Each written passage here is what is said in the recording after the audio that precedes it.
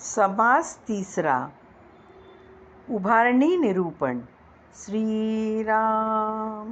ब्रह्मघणानी पोकळ, आकाशाहून विशाळ, निर्मळ आणि निश्चळ, निर्विकारी. ब्रह्म हे घन पोकळ भासणारे, आकाशाहून विशाळ, निर्मळ, निश्चल आणि निर्विकारी आहे. ऐसेची असता कित्येक काळ, तेथे आरंभला भूगोल. तया भूगोलांचे मूळ, सावध ऐका. असे ते असता दीर्घ काळ लोटला आणि मग या भूगोलाच्या निर्मितीचा आरंभ झाला. त्या भूगोलाचे मूळ काय आहे हे सावधपणे तुम्ही ऐका. परब्रह्म असता निश्चळ, तेथे संकल्प उठिला चंचळ.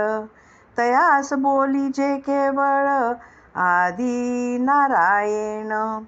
असे ते परब्रह्म निश्चळ असताना तेथे बहुश्याम हा चंचळ संकल्प उठला. त्यालाच केवळ आदी नारायण असे म्हणतात. मूळ माया जगदेश्वर, त्यासीच म्हणजे षण्गणेश्वर. अष्टधा प्रकृतीचा विचार, तेथे पहा. यालाच मूळ माया, जगदीश्वर, षड्गुणेश्वर असे म्हणतात. तेथे अष्टधा प्रकृती कशी उत्पन्न झाली तो विचार आता पहा. ऐलीकडे गुणक्षोभिणी, तेथे जन्म घेतला त्रिगुणी. मूळ ओंकाराची मांडणी, तेथून जाणावी. या मूळ मायेतूनच गुणक्षोभिणी माया उत्पन्न झाली. तिच्यापासूनच त्रिगुणांनी जन्म घेतला. मूळ ओंकार तेथूनच उत्पन्न झाला. अकर उकार मकार, तिन्ही मिळून ओंकार. पुढे पंचभूतांचा विस्तार, विस्तारला. अकार उकार मकार तिन्ही मिळून ओंकार झाला. यानंतर पंचभूतांचा प्रचंड विस्तार असा झाला. आकाश म्हणजे ते अंतरात्म्यासी, तयापासून जन्म वायोसी. वायोपासून तेजासी जन्म झाला. अंतरात्म्यालाच आकाश म्हणतात. त्यापासून वायूचा जन्म झाला. वायूपासून तेज उत्पन्न झाले. वायोचा कातरा घसवटे, तेने उष्णे वन्ही पेटे. सूर्यबिंब ते प्रगटले, तये ठाई. वायूमध्ये घर्षण होऊन उष्ण अग्नी प्रकट झाला. त्यातून सूर्यबिंब असा प्रकट झाला.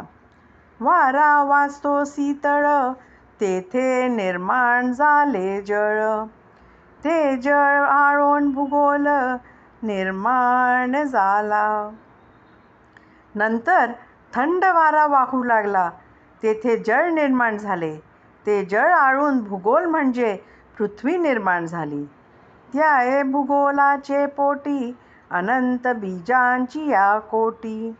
पृथ्वी पाण्या होता भेटी, अंकुर निघती. त्या भूगोलाच्या पोटात नाना प्रकारची अनंत बीजे निर्माण झाली आणि पृथ्वी व पाणी यांच्या मदतीने त्या बीजातून अंकुर निघाले. पृथ्वी वल्ली नाना रंग, पत्रे पुष्पांचे तरंग. नाना स्वाद ते मग फळे झाली. पृथ्वीवर नाना रंगाच्या नाना वेली, पाने, फुले यांची निर्मिती झाली. मग अनेक प्रकारची चव असलेली अनेक फळे उत्पन्न झाली. पत्रे, पुष्पे, फळे, मुळे, नाना वर्ण, नाना रसाळे. नाना धान्ये, अन्ने, केवळे तेथून झाली. पाने, फुले, फळे, मुळे, नाना वर्णाची, नाना प्रकारच्या रसांनी युक्त अशी नाना अन्नधान्ये वगैरे सर्व पृथ्वी व जलाच्या संयोगानेच निर्माण झाली. अन्नापासून झाले रेत, रेतापासून प्राणी निपजत. ऐसी ही रोकडी प्रचिती उत्पत्तीची. अन्नापासून वीर्य झाले आणि त्यापासून प्राणी उत्पन्न झाले. या प्रकारे या उत्पत्तीची रोकडी प्रचिती सर्वांना येते. अंडस, जारस, श्वेतस, उद्विज, पृथ्वी पाणी सकळांचे बीज. ऐसे हे नवल चुज सृष्टी रचनेचे.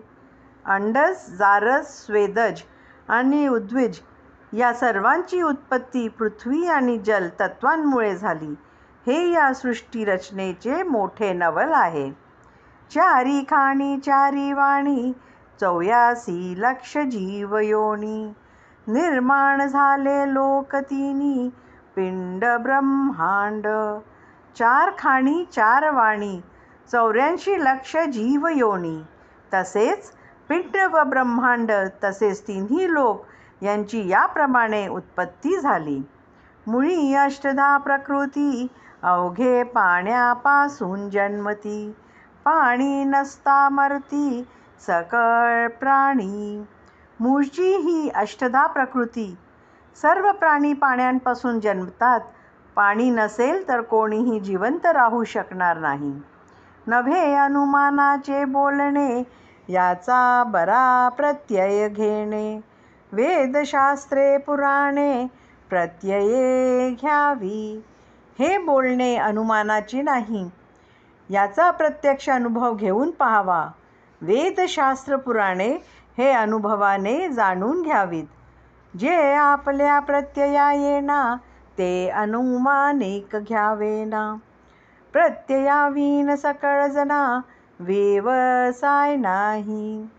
जे आपल्या अनुभवाला येत नसेल अशा काल्पनिक गोष्टींचा कधी स्वीकार करू नये.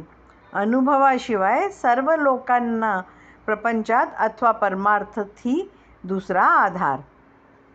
व्यवसाय प्रवृत्ती निवृत्ती दोहीकडे पाहिजी प्रचिती. प्रचिती विन अनुमानाय असती ते विवेकहीन. व्यवसाय प्रपंचाचा असो या परमार्थाचा असो, दोन्हीकडे प्रचिती असणे अत्यंत आवश्यक आहे. प्रचितीखेरीज जे लोक केवळ अनुमानावर विसंबून राहतात ते विवेकहीन असतात. ऐसा सृष्टी रचनेचा विचार सकळीत बोलिला प्रकार. आता विस्ताराचा संहार तोही ऐका. असा हा सृष्टी रचनेसंबंधीचा विचार येथे संकलित करून सांगितला आहे. आता या विस्ताराचा संहार कसा होतो तेही ऐका. मुळापासून शेवटवरी अवघा आत्मा रामची करी. करी आणि विवरी येथा योग्य. मुळापासून शेवटपर्यंत सर्व काही आत्मा रामच करत असतो. तोच करतो आणि तोच यथायोग्य विवरणही करतो. पुढे संहार निरोपिला श्रोती पाहिजे ऐकिला. इतुक्या परी झाला समास पूर्ण. पुढील समासात संहाराचे वर्णन केले आहे ते श्रोत्यांनी ऐकले पाहिजे. इतक्यावर हा समास येथे पूर्ण झाला आहे. इति श्रीदासबोधे गुरु शिष्य संवादे उभारणी निरूपण नाम समास तिसरा. इति श्री दासबोधे गुरु शिष्य संवादे उभारणी निरूपण नाम समास तिसरा समाप्त.